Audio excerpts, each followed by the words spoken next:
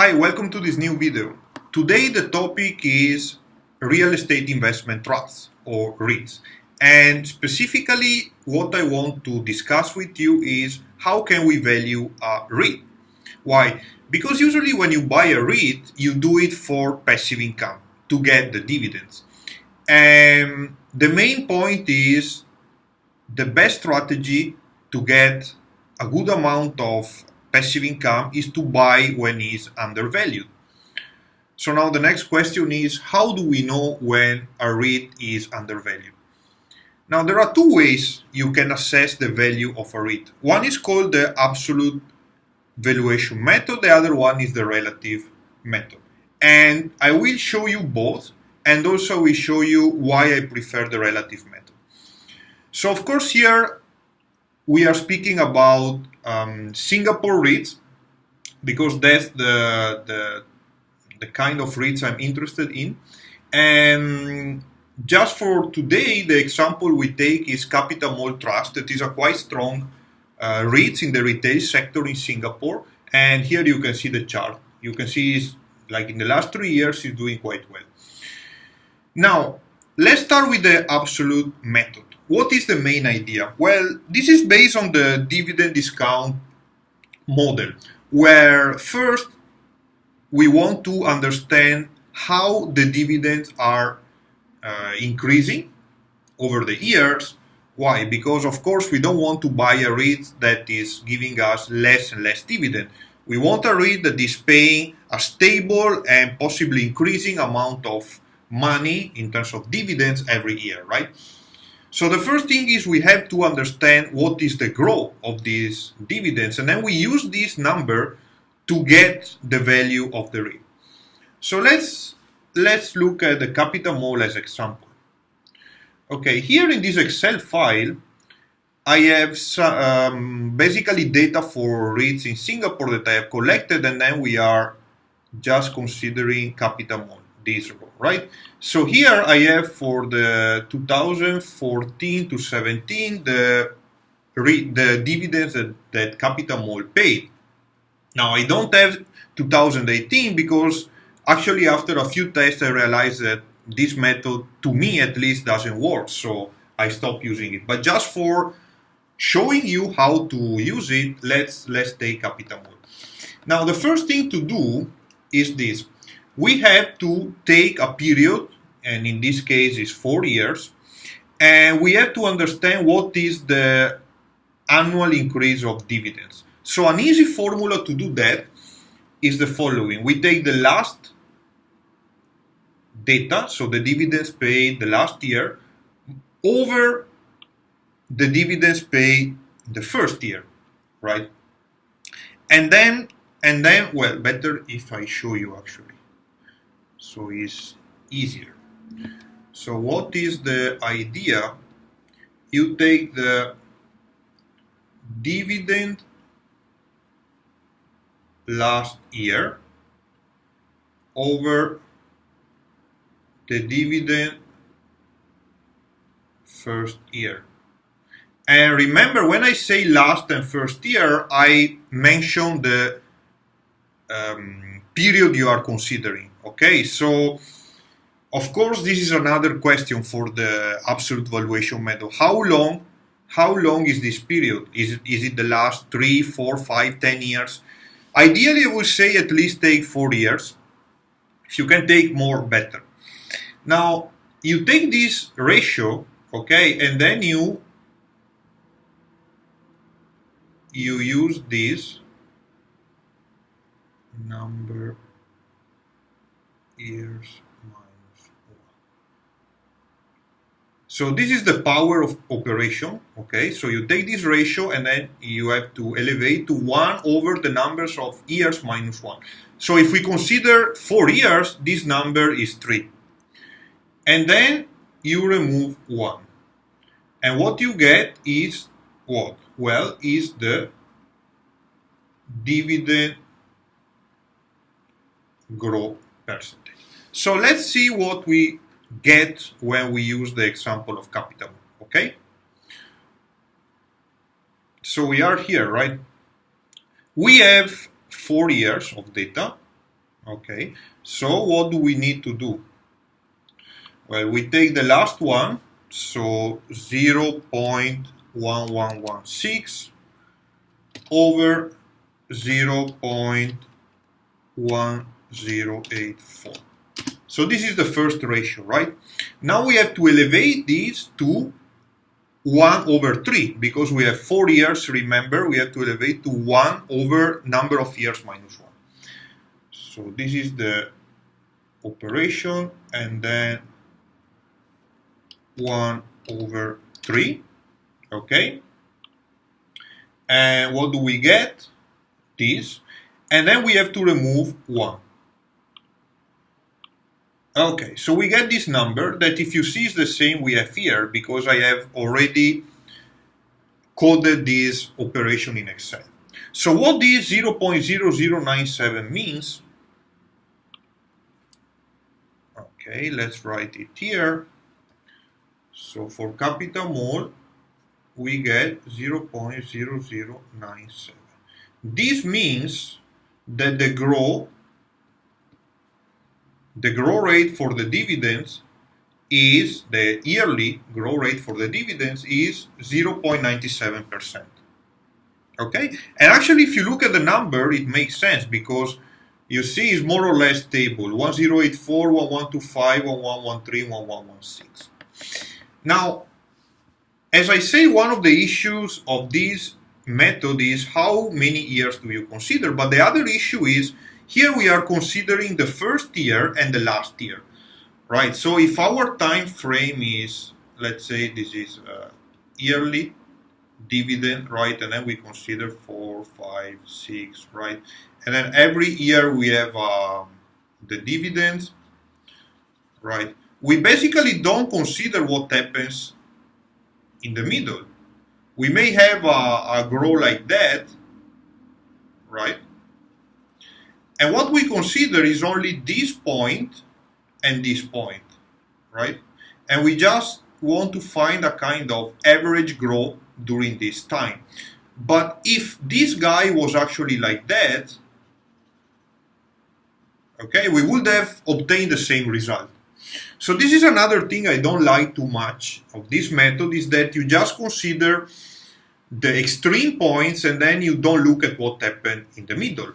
Of course, one may modify the method, for example, to use different time scale and then take an average, but this is something else. What I wanted to highlight here is the possible issues you can have in using this method. Now, what do you do when you get this number? Well, now you have to compute what is called intrinsic value. That means the value, let's say fair value of a share. So what do you do? Let's go here. So say that we have this number, okay, 0.0097, and now we have to use a formula that can tell us in the future what will be the fair value of the REIT. Okay, so we have the dividend growth 0.0097. Now, what is the intrinsic value? So the formula is this. First, we have to know for how many years we ideally want to keep the REIT. Now, REITs usually are long-term investing instruments, so we may keep it for 10 years, 15, 20 years. Let's say we want to holding period is 10 years, okay? And the other thing we need to know is the inflation, right? Because everything we are computing should be discounted with the inflation. Let's say inflation is 0.04, that is a 4%, right? Now, when we have these three things, what do? We take the last year dividend, okay, or even better if you have the trailing 12 months, okay, so the last 12 months dividends, and then you multiply by this.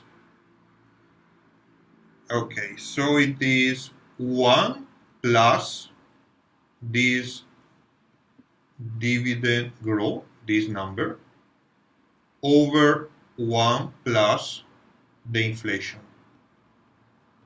Okay? Plus the same thing,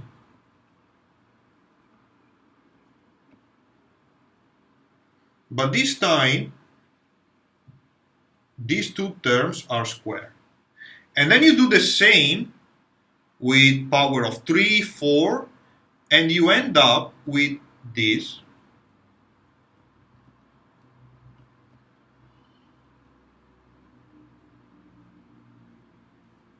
where the power is your holding period.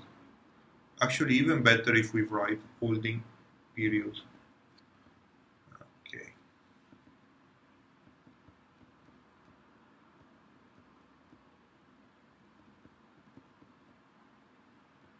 And this is your intrinsic value. So again, let's repeat. First thing you have to do here is to compute the dividend growth using this formula, okay? And after that, we have to identify holding period, that to be conservative you can take 10 years, and inflation.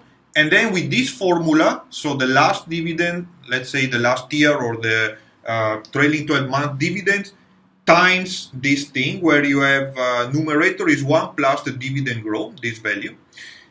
Denominator is 1 plus inflation, and you sum these terms, and every time you sum, you have to multiply by, you have to use a different exponent. So like here is 1, here is power of 2, 3, 4, and then you went with power of 10 in this case, your holding period. And then you sum this thing, and then you obtain your intrinsic value. Intrinsic value, that means a fair value for the REIT. If the trading price is above intrinsic value, then I can say, okay, the REIT is overvalued. If it's below, then the REIT is undervalued and I may buy. Now, what is the problem here? Have a look here. This is the intrinsic value computed with 15 years formula instead of 10. And just to give you, if you click here, you will see basically I coded the same thing that I told you. Now, the intrinsic value that I compute this way for capital mall is 1.34. So 1.34 means that if I want to use this method, what I should do is to wait for the price to go below 1.34 and then I can buy. Now, let's have a look at the chart. This is the last 3 years chart. And you can see very well that even the low prices here are around 1.87. So it's so far from the intrinsic value that basically this REIT, capital mall, that is quite good, if I use the absolute value method, I will never buy. Why? Because it's too overvalued, right? But actually it's a good REIT. So when I was saying that the absolute value, absolute valuation method, to me is not something very good, is because many times when you use this method to compute the intrinsic value, and I've done here for many REITs, of course only those for which the DPU growth is positive, because if it's negative I put 0, I don't use this. But for many REITs you find some intrinsic value that are too far from the real price. So basically you would end up buying nothing. Now, just to conclude this part, if you are wondering where you can find the dividend information, here I'm using this tool, Chart Nexus, where they give you the dividends, but there is a website if you want. I will put the link in the description for Singapore that will give you the information about the dividends for the REITs. So this is Capital Mall starting 2003, so you have a lot of data. Now, what is the other method that I use? The other method is the relative. Let's clear this. The other method is called a relative valuation method, And basically what we are looking at is the price over NAV. Sometimes it's called price over book. I mean, it really depends on the book or the course or wherever it's written, but sometimes it's called book. So you have something called PB ratio. But basically it's the same thing. So what is the idea? Okay, the price is the price of the REIT, of course. Okay, so the trading price. NAV or book is the net asset value. That means basically the asset of the REIT, the total assets minus total liabilities. Okay? So in a way it's the value of the REIT. And of course, when we are using the NAV here, actually is the NAV per unit. Okay, why? Because this is the total value of the REIT, but this is the price of one share, right? So we have also to divide the NAV is the NAV over the number of shares, right? So this is the price of one share, and this is the NAV relative to one share. Okay? But don't worry, you don't have to compute this by yourself. There are websites, I will show you one after in a while, where you can get this value. Now, what is the idea here? If price over NAV, okay, let's call it NAVP, is equal to 1, then the price you are paying is fair. If it's above 1, is overvalued, and if it's below 1, is undervalued. Okay, so this is the idea. Great. I don't like this idea. Why I don't like? Let me show you. I mean, it makes sense in practice, right? You say, okay, if the price I'm paying is more than what the REIT is worth, it's overvalued. But there is an issue with this. Let's go here. Okay, here, just to show you, here is where you can find the price over NAV. Okay, I will put the link in the description. And again, this is for Singapore REITs. Look at this chart. That is what I really use. Okay, this chart basically is showing the historical, is I think 1 year, of price over NAV range. Meaning, in the last year, what was the lowest and highest price over NAV for the different REITs? Now, what is the problem? There are some REITs, like this one, this one, this one. This is the value 1, okay? The below is technically undervalued and above is overvalued. But you see that for some REITs is never below 1, is never undervalued, right? So you may have the same issue as the absolute valuation method, where you find a value that is always very, very far from the price. So you will never buy. So what is the better strategy is not to look at the price over NAV per unit, but look at where the price over NAV is compared to the historical range. So if you are like here, a price over NAV that is very low, right, or in the lower range, you see, or this, for example, this, then you can consider this as undervalued. But if you are in situations where the price over NAV is very high, or let's say above mid-range, even something like that, you know, or this, then is overvalued to me. And of course, when the price over NAV is low, doesn't mean you have to buy. you have to understand why the price over NAV is low. Because one reason may be that the price dropped a lot because some bad news, or maybe there is some other reason why this REIT is very undervalued. So you need to check. Of course, this is only one of the criteria you should use. The REIT should be strong fundamentally. Okay, so provided that is a strong REIT, then you can have a look at this to understand when is the right time to buy. Okay, and just to show you a last thing. Okay, here in the chart, another thing I would like to say is that when you find an undervalued REIT, I always suggest you to have a look at the chart. Because let's say that for some reason the REIT is undervalued, but for example is very far from the moving average, like now here, or is here, for example, it was bouncing on this range. So just have a look at the technical to better time your entry. Okay, so of course, good to have undervalued REIT, and better, in my opinion, to use the relative method, because the absolute method is not really doesn't really give you consistent results.